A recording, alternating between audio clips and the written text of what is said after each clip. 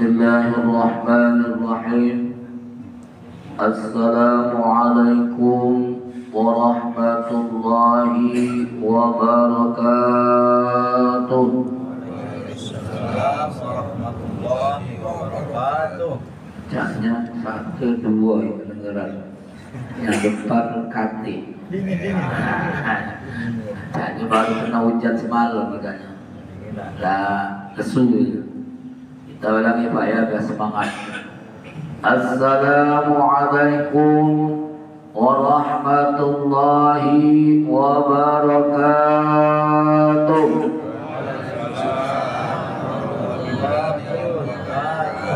Nah, baru kedengaran.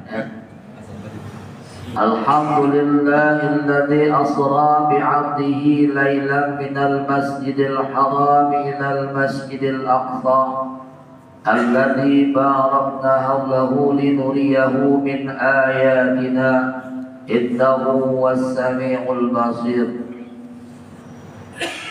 Ashhadu an la ilaha illallah wahdahu la syarika lah wa ashhadu anna sayyidana wa nabiyyana Muhammadan abduhu wa rasuluh. Allahumma shalli wa sallim wa karim wa barik ala Muhammadin wa ala alihi wa ashabihi wa man tabi'ahum bi ihsani ila yaumiddin, amma ba'd. Qala Allah ta'ala fil Qur'anil Karim: A'udzu billahi minasy syaithanir rajim. Bismillahirrahmanirrahim. Wujuhu yawma idzin nadhirah ila rabbaha nadhirah. Shadaqallahul azim. Yang kami hormati Bapak Ketua Yayasan Masjid Taqwa beserta jajarannya, para alim, para ulama, para asatiz dan asatizah, para ustaz dan ustazah, Bapak Ketua RW, Ketua RT, Ibu Bapak hadirin jemaah salat subuh yang dirahmati Allah Subhanahu wa taala. Pertama dan paling utama, mari kita selalu dengan taat hatinya mengucapkan syukur kehadiran Allah Subhanahu wa taala karena atas berkat limpahan nikmat dan karunia daripada Allah. Pada pagi hari yang sejuk ini kita masih diberikan nikmat kesempatan, nikmat kesehatan dan nikmat iman sehingga kita bisa hadir melangkahkan kaki kita menuju rumah Allah untuk melaksanakan ibadah salat subuh berjamaah. Salawat dari salam senantiasa tidak lupa kita sampaikan kepada junjungan kita Nabi besar, Nabi agung, Nabi Muhammad sallallahu alaihi wasallam beserta keluarga, para pengikutnya, serta kita semua insyaallah merupakan bagian daripada umat baginda Rasulullah sallallahu alaihi wasallam. Ibu bapak hadirin jemaah salat subuh yang dirahmati Allah Subhanahu wa taala, ada sebuah lagu yang mengatakan yang di-share di grup ya. Jadi kita sama-sama nyanyi. Di suatu malam di bulan Rajab Allah memanggil Nabi Muhammad untuk mendapat wahyu salat sehari semalam 17 rakaat dari Masjidil Haram ke Masjidil Aqsa, dari Masjidil Aqsa ke Sidratul Muntaha.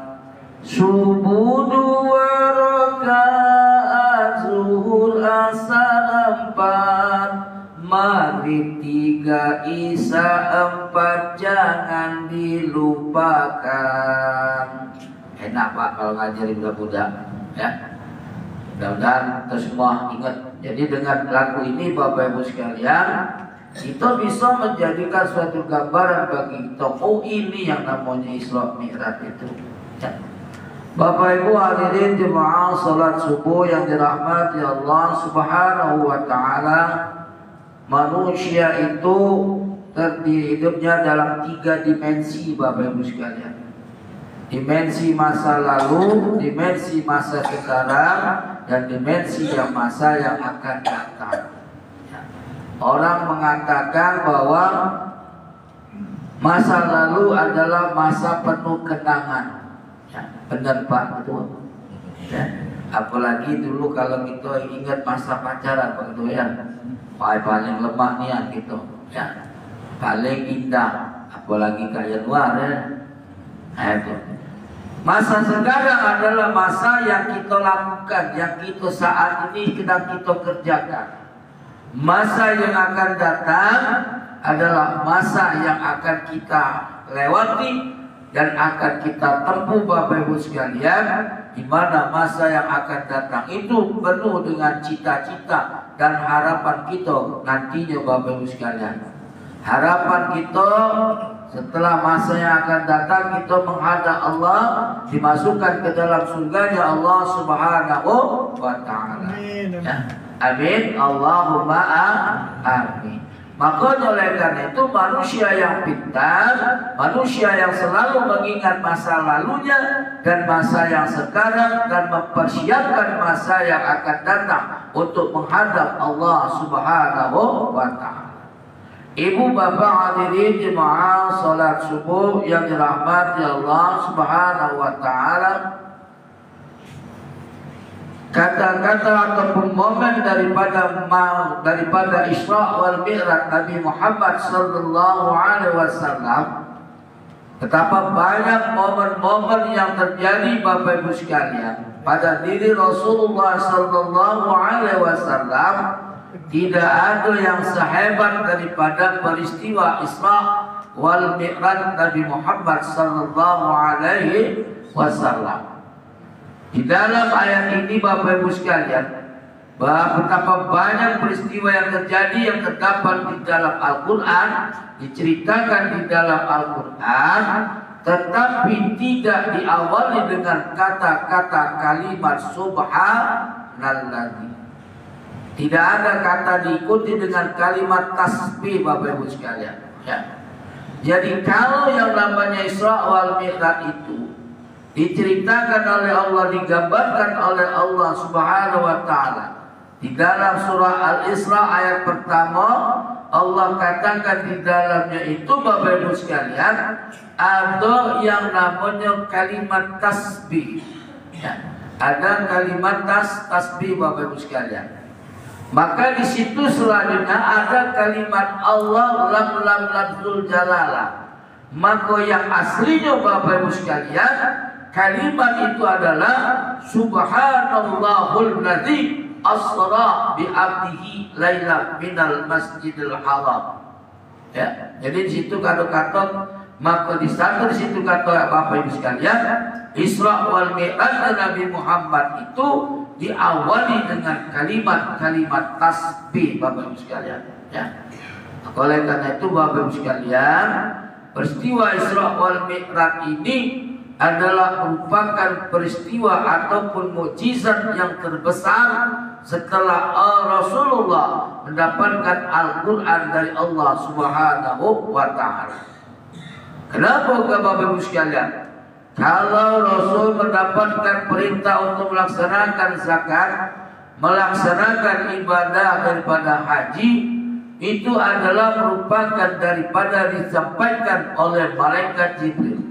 Tetapi ketika Rasul mendapatkan perintah salat, maka oleh karena itu Bapak Ibu sekalian, Allah langsung yang menyampaikannya. Ya, jadi oleh karena itu Bapak Ibu sekalian, ya, peristiwa Isra wal Mi'raj ini adalah merupakan suatu peristiwa yang tidak hanya, ya, bisa menggunakan akal saja, tetapi juga adalah gambaran, adalah kebesaran Allah Subhanahu wa Ta'ala. Bayangkan Pak, ya. Jadi tadi sudah dikatakan peristiwa Isra Mi'raj itu bukan semalam penuh, ya, tapi sebagian malam, Bapak Ibu sekalian. Kenapa? Karena di sana peristiwa Isra wal Mi'raj itu, Bapak Ibu sekalian, ketika Rasul habis berangkat sholat ya, melaksanakan sholat Isya, kemudian langsung dari Mekah ke Masjidil Aqsa di Palestina atau di Syam. Dulu namanya negerinya Syam, Bapak Ibu sekalian, ya. Jadi sekarang namanya Palestina. Itulah yang sekarang sedang bergejolak, Bapak Ibu sekalian, ya. Maka nantinya apa, Bapak Ibu sekalian, pusat daripada kegiatan itu, Bapak Ibu sekalian, nantinya akan terjadi di Palestina, Bapak Ibu sekalian, ya. Jadi ketika akhir daripada dunia itu, Bapak Ibu sekalian, itu nantinya adalah bertepatan di Palestina, Bapak Ibu sekalian, ya. Lalu Bapak Ibu sekalian, perjalanan Isra wal Mi'raj Nabi Muhammad sallallahu alaihi wasallam, kalau kita bayangkan secara akal sehat kita, Bapak Ibu sekalian, tidak mungkin, ya. Tidak mungkin, Bapak Ibu sekalian. Kenapa? Karena jaraknya dari Masjidil Haram itu ke Palestina itu lebih kurang 15.000 km. Sedangkan Rasul, kalau kita berjalankan, Bapak Ibu sekalian, ya, kalau kita berjalan dari Mekah itu tidak mungkin cuma sedetik, semenit, Bapak Ibu sekalian. Tetapi Rasulullah Sallallahu Alaihi Wasallam itu dari Mekah ke Masjidil Aqsa itu sebentar. Artinya dari gambaran ini, Bapak Ibu sekalian, bukan Rasul yang berjalan, tetapi Rasul diperjalankan, Bapak Ibu sekalian, oleh Allah Subhanahu wa Ta'ala dari Masjidil Haram ke Masjidil Aqsa, Bapak Ibu sekalian. Ini bukan Rasul yang berjalan, tapi Rasul itu diperjalankan oleh Allah Subhanahu wa Ta'ala, ya. Jadi Rasul itu bukan jalan dewek, Pak, ya. Dia diperjalankan oleh Allah. Maka ketika diperjalankan itu bukan hanya tubuh jasadnya baik, tetapi rohnya juga, Bapak Ibu sekalian, diperjalankan oleh Allah Subhanahu wa Ta'ala. Maka oleh karena itu turunlah ayat yang pertama itu, Subhanalladzi asra bi abdihi lailan minal masjidil haram ilal masjidil aqsa, ya. Jadi Bapak Ibu sekalian, situ perjalanannya, ya. Kemudian dari Masjidil Aqsa, dari ibarat lagu tadi, naik ke Sidratul Muntaha, ya. Jadi yang diperjalankan ruhnya itu oleh Allah Subhanahu wa Ta'ala, Bapak Ibu sekalian, ya. Kalau kita nak secara akal sehat, kita naik ke pucuk langit itu, Bapak Ibu sekalian, ya. Ketika melewati yang namanya matahari itu, ya, tidak ada bisa, Bapak Ibu sekalian, ya. Tidak pernah ada yang sampai ke matahari, ya. Sepinter-pinter apapun manusia itu, sehebat-hebat apapun manusia, tidak akan bisa melewati yang namanya matahari, Bapak Ibu sekalian. Hancur, ya. Tetapi kenapa Rasulullah Sallallahu Alaihi Wasallam bisa melewati daripada itu, Bapak Ibu sekalian? Karena apa? Karena Rasulullah diselimuti daripada nur atau nurnya daripada Allah Subhanahu wa Ta'ala, ya. Jadi bisa, Pak, ya. Maka dari karena itu dia bisa, kalau secara akal sehat tidak mungkin, Pak, ya. Maka oleh karena itu, Bapak Ibu sekalian, tidak usah kita pertanyakan, ya. Nanti akan berusaha ketauhidan kita kepada Allah Subhanahu wa Ta'ala, ya.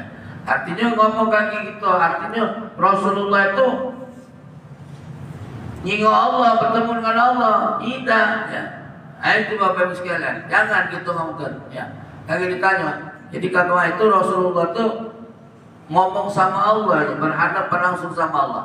Tidak, Bapak Ibu sekalian, tapi nurnya Allah itu hanya nurnya Allah yang bercakap pada baginda Rasulullah sallallahu alaihi wasallam.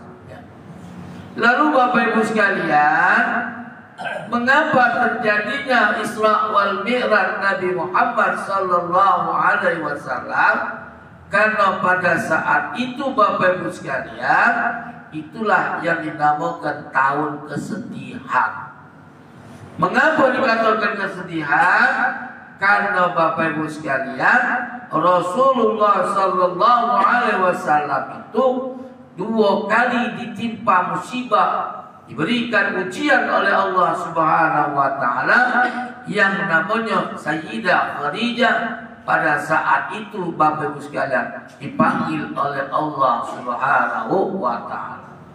Sayyidah Khadijah itu Bapak Ibu sekalian, itu adalah wanita yang paling terkaya Bapak Ibu sekalian. Bahkan katanya kabarnya itu seluruh jazirah Arab itu punya dia galau. Jadi kita tak usahlah ngomong bahwa harta kita banyak, belum. Nah yang sedih sekali Bapak Ibu sekalian, orang yang wanita yang paling kaya di jazirah Arab ketika dipanggil oleh Allah Subhanahu wa taala, dia dalam keadaan tidak punya apa-apa Bapak Ibu sekalian. Bahkan ketika dia akan meninggal dunia, maka dia berkata kepada Sayyidah Fatimah, "Ya anakku Sayyidah Fatimah, tolong kaget kalau Ummi meninggal dunia, wafat dipanggil oleh Allah, minta tolong omongkan sama baginda Rasul, minta apa? Minta sorbannya atau gamisnya." Untuk apa ya Ummi, kata Sayyidah Fatimah? Untuk apa kain kafanku nantinya? Puji Sayyidah Fatimah, ya Ummi ngomong langsung baik sama Rasulullah. Gak galak, kata Sayyidah Fatimah. Malu dia. Nah ini Bapak Ibu sekalian, gambaran bagi seorang perempuan yang dia punya rasa malu kepada suaminya Bapak Ibu sekalian. Ketika dia meminta-minta Bapak Ibu sekalian, malu dia yang tadinya kayu Bapak Ibu sekalian. Ketika akan wafat, dia sampai ngomong sama empat anaknya, minta jadi kenapa? Gamis Rasulullah sallallahu alaihi wasallam itu, salnya itu, sorbannya itu sebagai kain kafannya Bapak Ibu sekalian. Sama kita minta main hari. Dah usah lu minta. Kadang-kadang tidak tahu lagi ngambil duit lakinya tanpa duitnya baru. Ngambil duit lakinya ceplok aja dia. Laki itu mandi, nah beneran laki aku lagi mandi ya. Baik dia. Tuh main hari ya. Itu di sini Ida ya, yang di sana ya. Nah ini Bapak Ibu sekalian, Sayyidah Khadijah itu adalah Bapak Ibu sekalian, adalah merupakan tulang punggungnya daripada perjuangan dakwah Rasulullah sallallahu alaihi wasallam ya. Sampai-sampai Bapak Ibu sekalian, hartanya itu diberikan langsung, diberikan semuanya oleh Sayyidah Khadijah kepada baginda Rasulullah setiap dia akan berdakwah Bapak Ibu sekalian ya. Jadi habis hartanya itu untuk memperjuangkan daripada tegaknya agama Allah Subhanahu wa taala. Ini Bapak Ibu sekalian. Makanya Rasul sedih ya. Sedih Pak, dia kehilangan bini yang main tutu ya. Men kita indah ya. Hilang bini Pak ya, begitu tujuh langkah dari kubur ada cewek belakang laju ujinya ya. Mau begitu sweet ya. Ojo ke susu ya. Jadi itu Bapak Ibu sekalian ya. Yang kedua, siapa paman yang dicintainya Bapak Ibu sekalian, yang dari umur 12 tahun ya, itu mengasuh daripada Rasulullah sallallahu alaihi wasallam ya, sampai dia meninggal daripada dipanggil oleh Allah Subhanahu wa taala. Inilah yang disediakan oleh baginda Rasul, yang selalu pendukung daripada dakwah Rasulullah sallallahu alaihi wasallam pada saat itu juga dipanggil oleh Allah Subhanahu wa taala. Ya. Ini Bapak Ibu sekalian, ya. Yang disedihkan oleh baginda Rasul bukan wafatnya pamannya itu, tetapi Rasul sedih ketika pamannya wafat belum dalam keadaan beragama Islam, Bapak Ibu sekalian. Ya.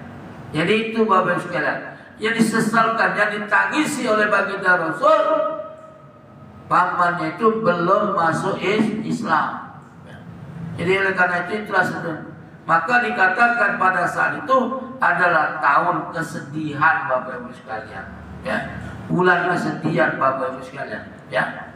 Nah Bapak Ibu sekalian yang dirahmati Allah Subhanahu wa taala, maka ketika Rasulullah sallallahu alaihi wasallam, ya, dari Masjidil Haram ke Masjidil Aqsa naik ke Sidratul Muntaha, ketika itu ditanya, pada saat itu ditanya oleh Allah, siapa kau?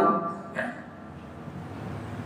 Jadi Rasul itu ketika di Masjidil Aqsa itu bertemu dengan tiga nabi Bapak Ibu sekalian, bertemu dengan para nabi Bapak Ibu sekalian, Nabi Ibrahim, Nabi Musa dan Nabi Isa Bapak Ibu sekalian. Ya. Pada saat itu mereka sedang menunggu Rasulullah sallallahu alaihi wasallam dan kemudian melaksanakan sholat berjamaah, imamnya daripada baginda Rasulullah sallallahu alaihi wasallam. Artinya bahwa disitulah menjelaskan bahwa Rasulullah sallallahu alaihi wasallam itu adalah kepalanya para nabi Bapak Ibu sekalian. Maka ketika ditanya pada Nabi Ibrahim alaihissalam, siapa kau ya Ibrahim? Aku adalah Khalilullah. Aku adalah kasihnya Allah. Ya. Kemudian siapa lagi? Nabi Musa. Ditanya lagi, ya, siapa engkau? Ya. Nabi Isa ditanya lagi, siapa engkau ya Isa? Aku Ruhullah. Aku adalah ruhnya Allah. Kenapa? Karena dia Nabi Isa bisa diberikan oleh Allah kekuatan, diberikan oleh Allah keistimewaan untuk dapat menghidupkan kembali orang yang sudah mati Bapak Ibu sekalian. Maka ketika ditanya sama Rasul, ya Muhammad, siapa engkau? Maka jawab Rasul, ya. Apa jawab Rasul? Aku adalah yatim. Ya. Kenapa dia jawab? Ya. Nah inilah daripada kerendahan hati daripada Nabi kita Nabi Muhammad SAW. Ya. Begitu ditanya oleh Allah, maka dia jawab, aku adalah anak yatim. Sopan dengan lemah lembut, dengan tawadhunya dia Bapak Ibu sekalian. Ketika ditanya Allah, padahal dia kepalanya para nabi Bapak Ibu sekalian. Maka inilah ya Bapak Ibu sekalian yang harus kita ingat, bahwa ketika kita hidup di dunia ini Bapak Ibu sekalian, hamba daripada umat baginda Rasulullah sallallahu alaihi wasallam tidak boleh sombong. Rasulullah baik yang namanya Nabi, kepala para Nabi, tidak sombong. Kita baru punya harta dikit baiklah belagak berjalan. Baru diangkat P3 kabar, no jejok jalannya, ya. Minta ampun, minta panggil P3K, Bapak P3K. Ya. Nah ini Bapak Ibu sekalian. Ya. Artinya menunjukkan bahwa kita harus mencontoh daripada sifat baginda Rasulullah sallallahu alaihi wasallam. Oleh karena itu Bapak Ibu sekalian, ini harus kita perhatikan.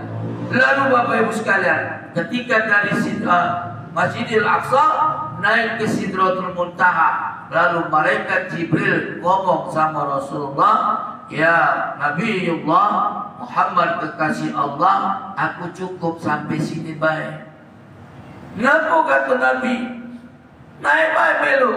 Tidak, aku hanya diperintahkan untuk mengantar engkau. Tetapi yang diperintahkan menghadap Allah adalah engkau ya Muhammad Rasulullah sallallahu alaihi wasallam.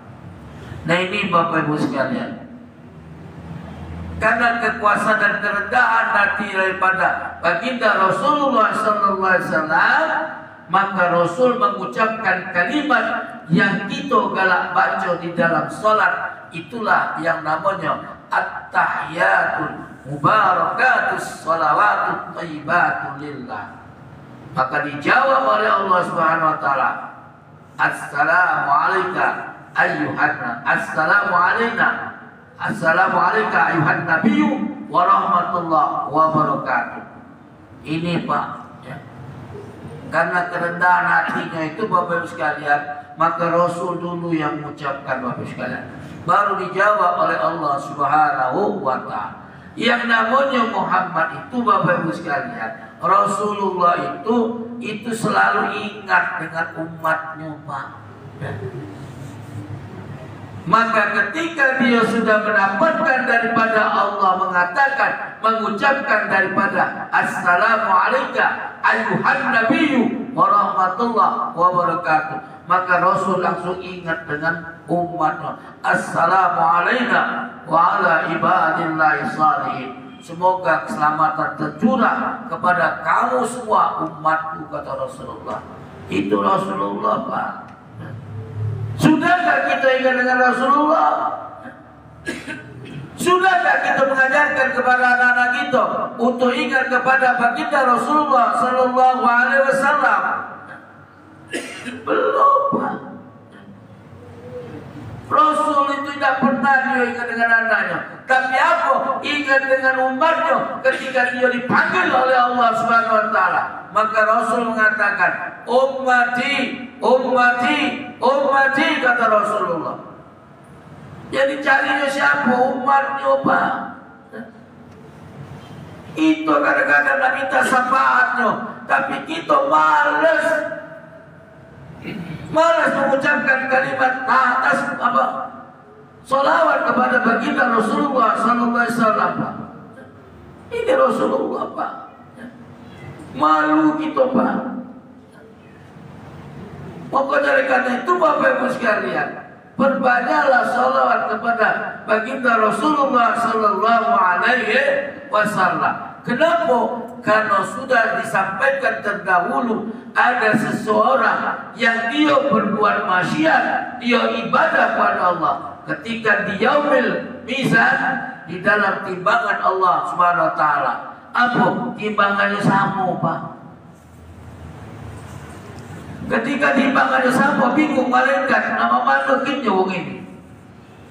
Ya. Nanti mana kan? Amal dengan maksiat sama. Maka ketika Rasul melihat demikian, apa yang terjadi Bapak Ibu sekalian? Diambil Rasulullah sallallahu alaihi wasallam buku catatan daripada orang tersebut Bapak Ibu sekalian. Kemudian Rasul meletakkan di timbangan tadi yang di sebelah kanannya, timbangan kebaikannya tadi Bapak Ibu sekalian diletakkan di dalam timbangan tadi, akhirnya mengakibatkan beratlah timbangan amal baiknya Bapak Ibu sekalian. Bingung malaikat, nah ngapa ini katanya? Ya. Ngapa bisa berubah katanya? Ya. Apa yang terjadi ditanya? Kata malaikat, ya Rasulullah, apa yang kau letakkan? Padahal tadi seimbang, ya. Sama antara maksiat sama kebaikannya sama. Ya. Kok sekarang berubah? Kebaikannya yang banyak. Maka kata Rasulullah sallallahu alaihi wasallam, itulah catatan daripada orang tersebut adalah yang ketika di masa hidupnya dia selalu berbaca sholawat kepadaku, kata Rasulullah. Oh itu. Nah ini Bapak Ibu sekalian,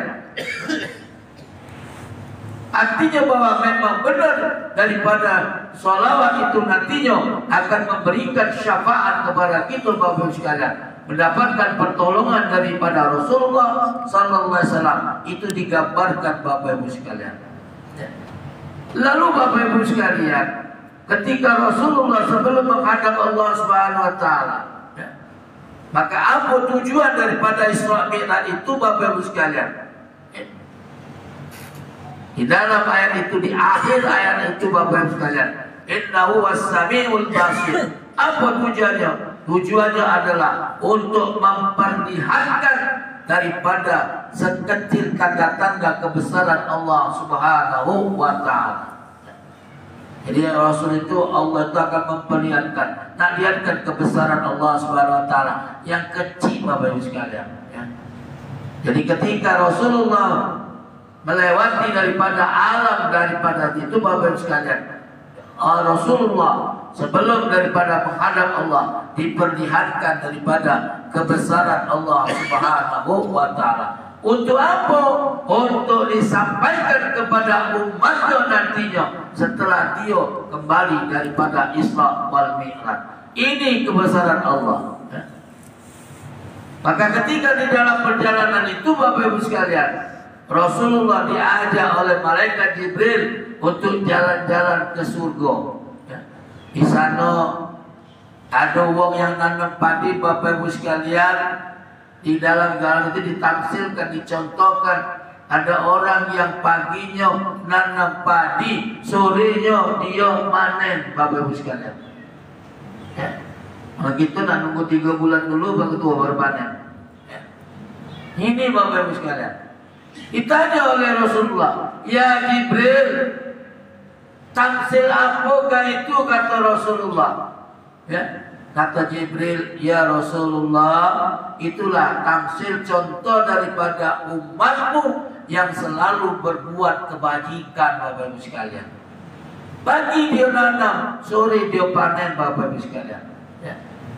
Nah ini lagi, Bapak Ibu sekalian. Ya. Ketika di surga, Bapak Ibu sekalian, ditiapkan oleh kepada baginda Rasulullah SAW, apa? Uang yang sedang duduk-duduk minum air susu, Bapak Ibu sekalian. Ya. Wah, kapan dilihat kelihatan baju susu tadi ngalir, Bapak Ibu sekalian, di lehernya itu. Ya. Sampai-sampai Rasulullah bertanya, "Ya Jibril, tamsil apakah ini ya Jibril?" Maka kata Jibril berkata, "Inilah orang yang selalu menjaga lisannya, Bapak Ibu sekalian. Ya. Lisannya dipergunakan untuk kebaikan, bukan untuk ngomongin wong, bukan untuk ngumpet wong." Ya. Setelah dari surga, Rasul dibawa ke neraka, Bapak Ibu sekalian. Lalu apa yang dilihat Rasulullah?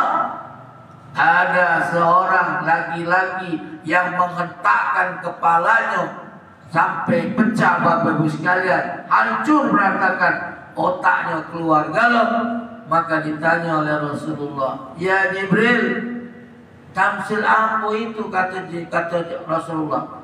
"Ya Muhammad, ya. Inilah," kata Jibril, "umatmu yang suka melalaikan dan meninggalkan sholat. Itulah dia dari kepalanya untuk ke dinding itu sampai pecah, Bapak Ibu sekalian. Ya. Nah ini, ya.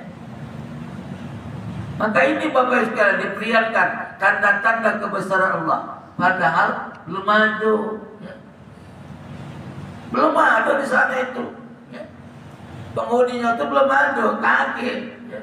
Tapi Allah memperlihatkan dulu tamsil contoh daripada kita, Bapak Ibu sekalian. Ini balasan orang-orang yang nantinya akan meninggalkan sholat 5 waktu ketika hidupnya di dunia, Bapak Ibu sekalian. Ya.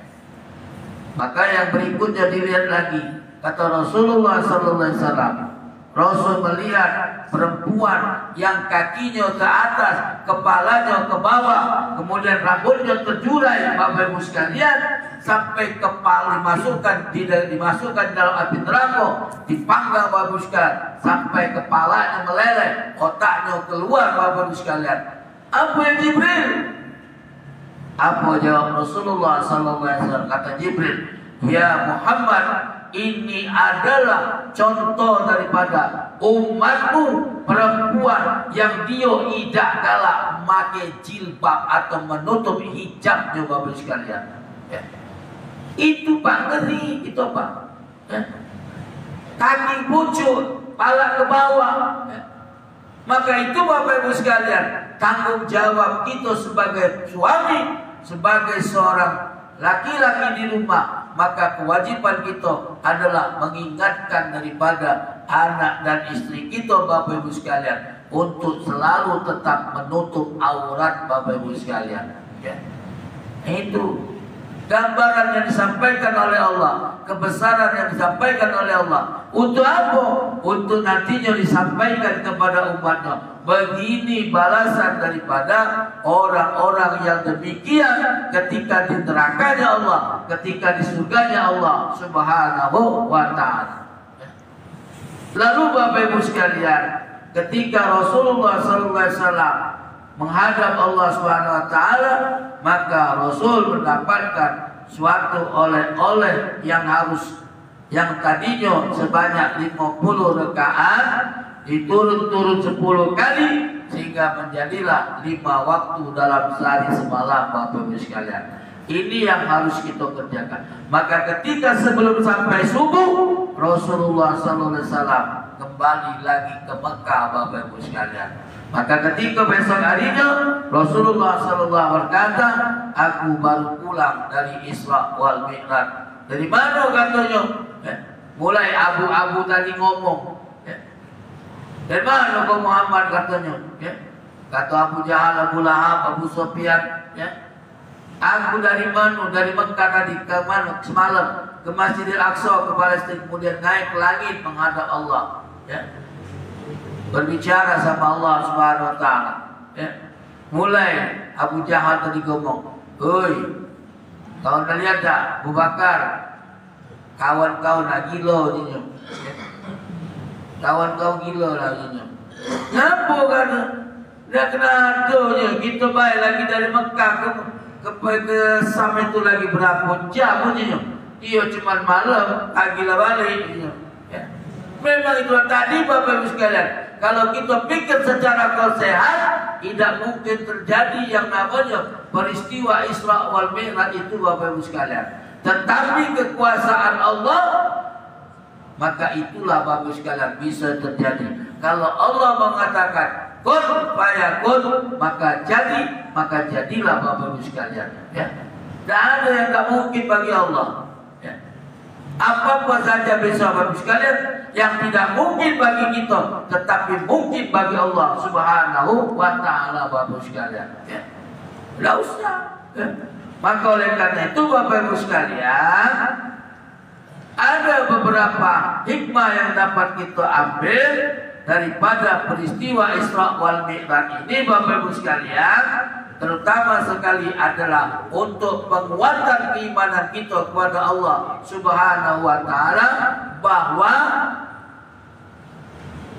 apa Bapak Ibu sekalian, daripada nikmat Allah itu, kekuasaan Allah itu sangat besar, Bapak Ibu sekalian. Maka yang harus kita akan dapatkan, Bapak Ibu sekalian, yang terpenting Bapak Ibu sekalian adalah dijadikan pelajaran bagi kita untuk meningkatkan keimanan kita. Yang pertama adalah menghilangkan kesedihan daripada Nabi Muhammad sallallahu alaihi wasallam. Jadi manusia itu Bapak Ibu sekalian dikaruniai perasaan dan cinta oleh Allah Subhanahu wa taala. Jadi kalau kita kehilangan istri ataupun anak-anak kita, Bapak Ibu sekalian, maka tanamkan cinta kita lebih besar kepada Allah Subhanahu wa ta'ala. Jadi itu Bapak Ibu sekalian. Maka tidak ada bagi Bapak Ibu sekalian yang dikatakan ketika Rasulullah SAW bertemu dengan Allah, dia bercakap dengan Allah Subhanahu wa ta'ala, Allah katakan di dalam Al-Quran, wujuhu yawma izin nadhirah ila rabbaha nadhirah. Wajah-wajah orang mukmin pada hari itu berseri-seri karena memandang Tuhannya, Bapak Ibu sekalian, memandang Allah Subhanahu wa ta'ala.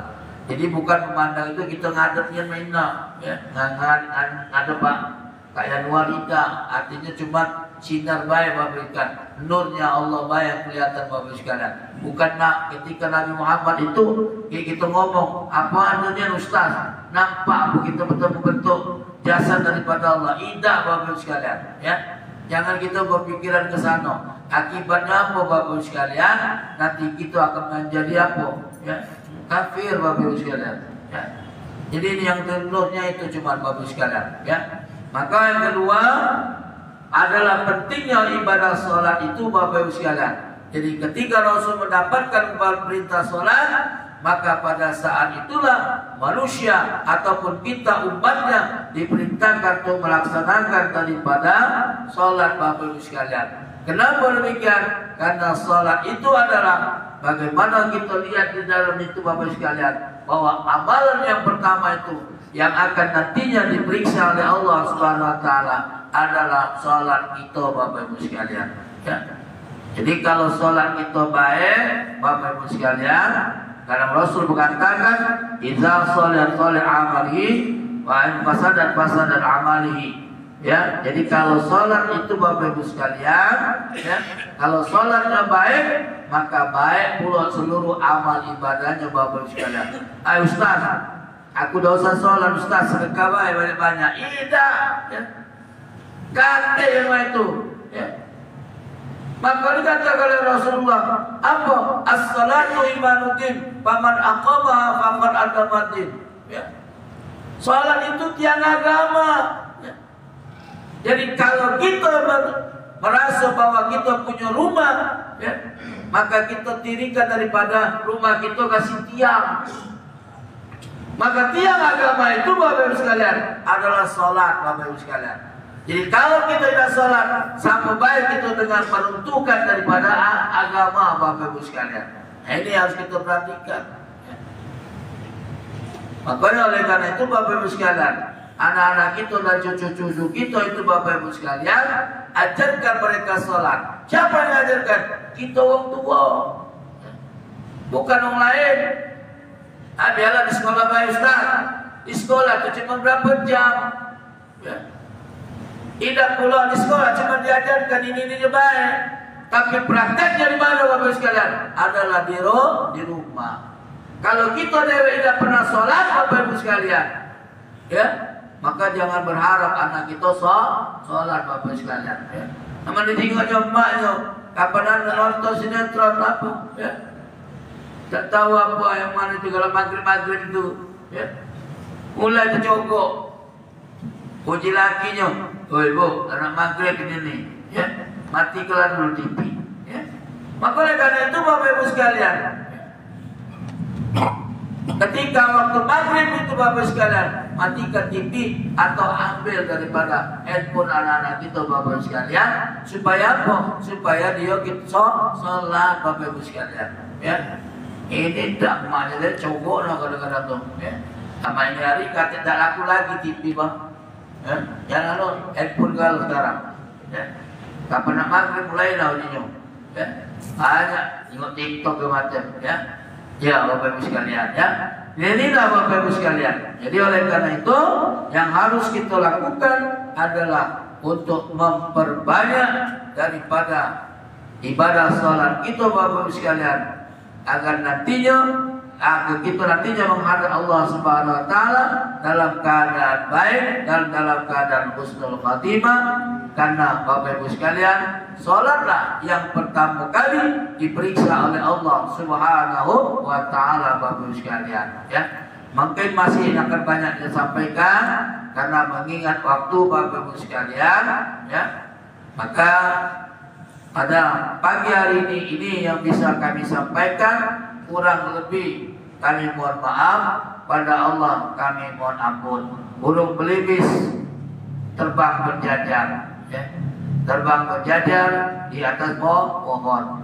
Mohon maaf lahir dan batin karena Ridwan masih belajar Bapak Ibu sekalian. Demikian Bapak Ibu sekalian yang bisa kami sampaikan. Dan kami akhiri dengan ucapan usikum wa nafsi bittaqwallah. Wassalamualaikum warahmatullahi wabarakatuh.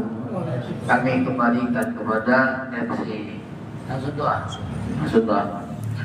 A'udzu billahi minasyaitonir rajim. Bismillahirrahmanirrahim. Alhamdulillahi rabbil alamin. Shalatu wassalamu ala asrafil anbiya'i wal mursalin. سيدنا ومولانا محمد وعلى آله وصحبه أجمعين. للشاكرين عند الناعمين حتى يوافي نعمه وإكرامه مزيدا. يا ربنا لك الحمد ولك الشكر كما ينبغي لجلال وجهك الكريم وعظيم السلطان. اللهم اغفر لنا ذنوبنا ولوالدينا وارحمهم كما ربونا صغارا ولجميع المؤمنين والمؤمنات والمسلمين والمسلمات برحمتك يا ارحم الراحمين. اللهم بارك لنا في رجب وشعبان وبلغنا في رمضان. ربي اغفر وارحمني وتب علي. ربي اغفر وارحمني وتب علي. ربي اغفر وارحمني وتب علي. ربنا آتنا في الدنيا حسنة وفي الآخرة حسنة وقنا عذاب النار. وصلى الله وسلم على والحمد لله رب العالمين. السلام عليكم ورحمة الله وبركاته.